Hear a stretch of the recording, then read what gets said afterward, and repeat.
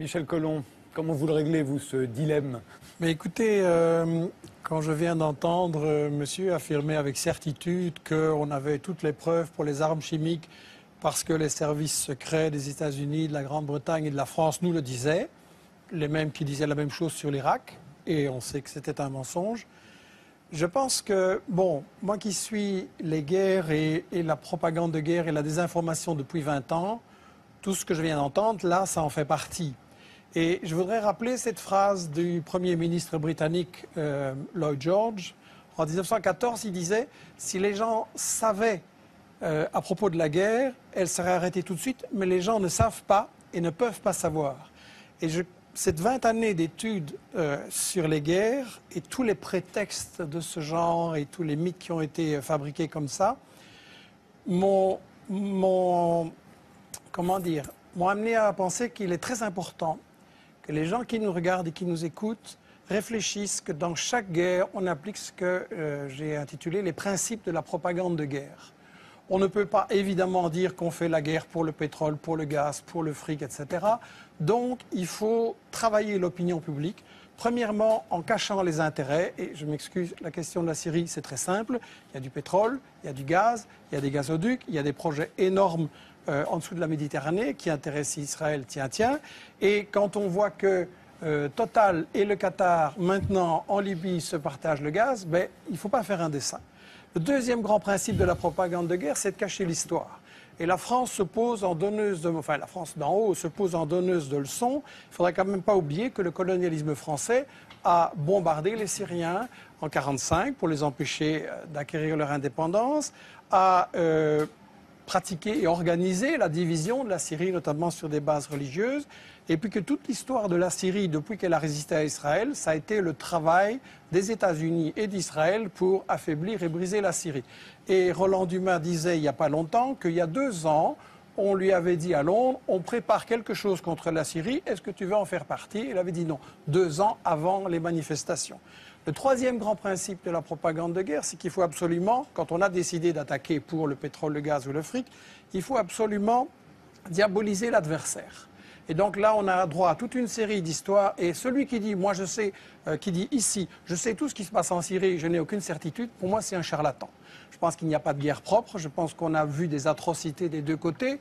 Et je pense que quand on se réclame de la justice, dire avant toute enquête, je sais qu'il va falloir faire quelque chose et je sais qui est coupable, c'est pas sérieux. Un tribunal qui jugerait comme ça ne serait pas accepté. Sur la question des armes chimiques, c'est évidemment intolérable. Je voudrais juste poser la question à ceux qui connaissent bien les États-Unis. Quel est le pays dans l'histoire qui a le plus utilisé des armes chimiques, biologiques et bactériologiques? Sinon les États-Unis, avec 250 kilos d'armes chimiques balancées sur le Vietnam et maintenant encore des bébés qui naissent comme des monstres. Et dans toute une série d'autres pays. Donc si Obama trouve que les armes chimiques c'est intolérable, il ne doit pas aller très loin pour punir les coupables. Le quatrième grand principe de la propagande de guerre, c'est qu'il faut toujours se présenter comme défendant les victimes. On fait toujours des guerres soi-disant humanitaires.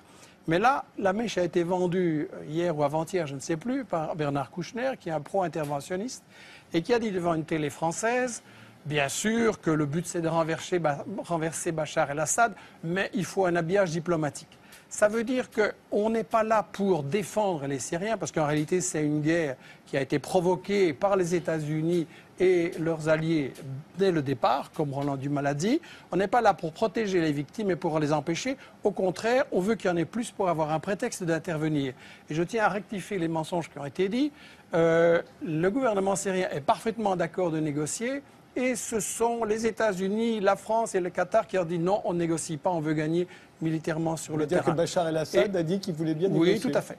Et le cinquième et dernier principe de la propagande de guerre, très brièvement, c'est qu'il faut monopoliser le débat et empêcher les opinions adverses.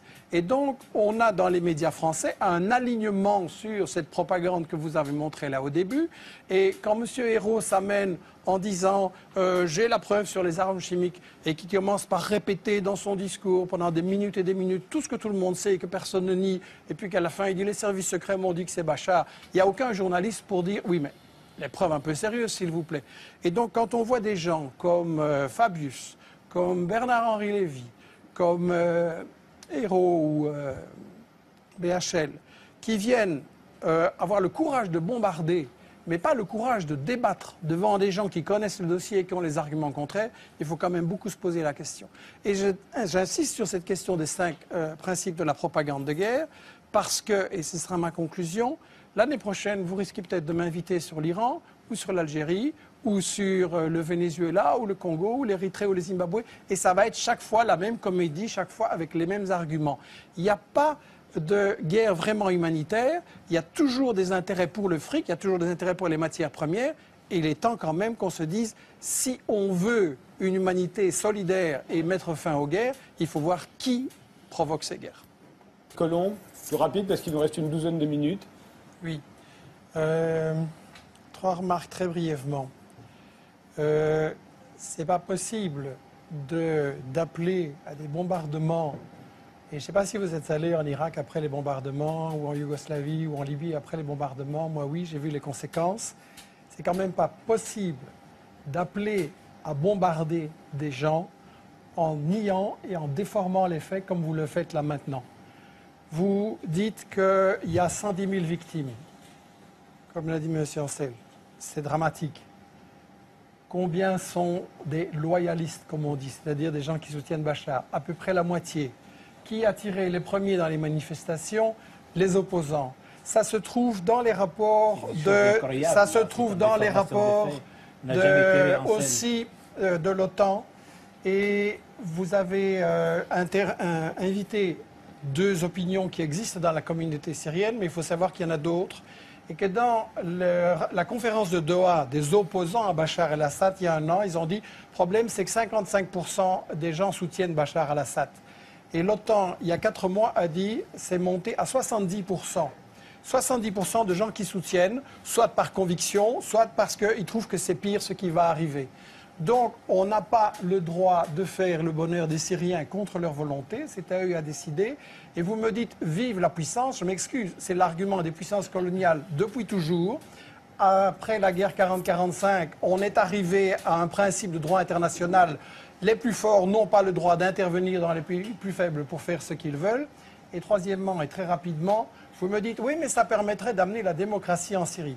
Ça, je m'excuse, c'est une farce. Vous êtes en train de construire une démocratie en Syrie avec l'aide d'Israël qui massacre les Palestiniens et qui nie toute démocratie pour les Palestiniens, avec l'Arabie saoudite qui est un des régimes les plus féodaux et les plus répressifs de la planète, avec le Qatar dans lequel, si on écrit un poème pour la démocratie, on a prison à perpétuité. C'est de la comédie, l'idée que les États-Unis, Israël et leurs alliés voudraient, soi-disant, amener la démocratie là-bas.